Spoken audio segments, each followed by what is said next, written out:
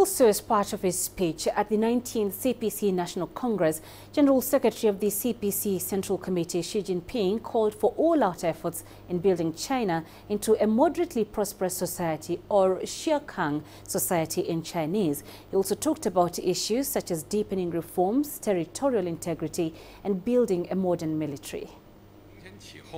This new area will be an area of building on past successes to further advance our course and of continuing in a new historical context to strive for the success of socialism with Chinese characteristics. It will be an area of securing a decisive victory and building a moderately prosperous society in all respects and of moving on to all-out efforts to build a great modern socialist country. We have taken moves across the board, achieved breakthroughs in many areas and made deeper progress in reform.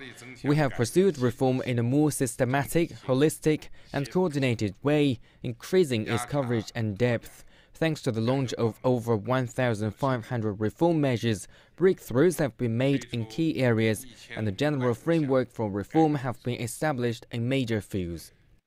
We stand firm in safeguarding China's sovereignty and territorial integrity and will never allow the historical tragedy of national division to repeat itself. Any separatist activities is certain to meet the resolute opposition of the Chinese people.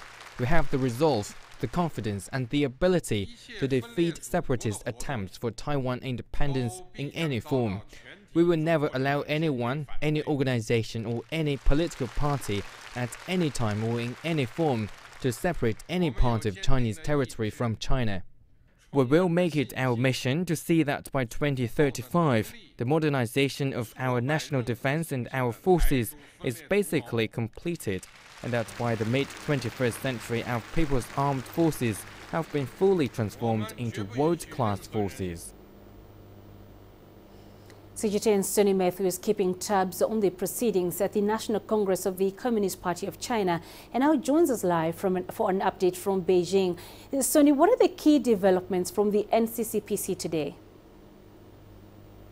Well, after the opening session, Penina, we had the various deputies from the different delegations actually start their sessions. In these sessions, they will be discussing, as you had there, this ambitious plan to elevate poverty, to create a bigger economy, to develop technology. So there will be these meetings in the next few days where, surprisingly and in a good way, the media is quite open and invited to them. So there will be questions from all over the world because everyone is watching. We were there today and this was the first time that international media was allowed inside the Great Hall during this first session. So it already shows an openness or a willingness to be open to the international community. So these delegations have actually started meeting this afternoon. Of course, they will be discussing green energy, elevating poverty, but of course also international relations. China is convinced that the future is to create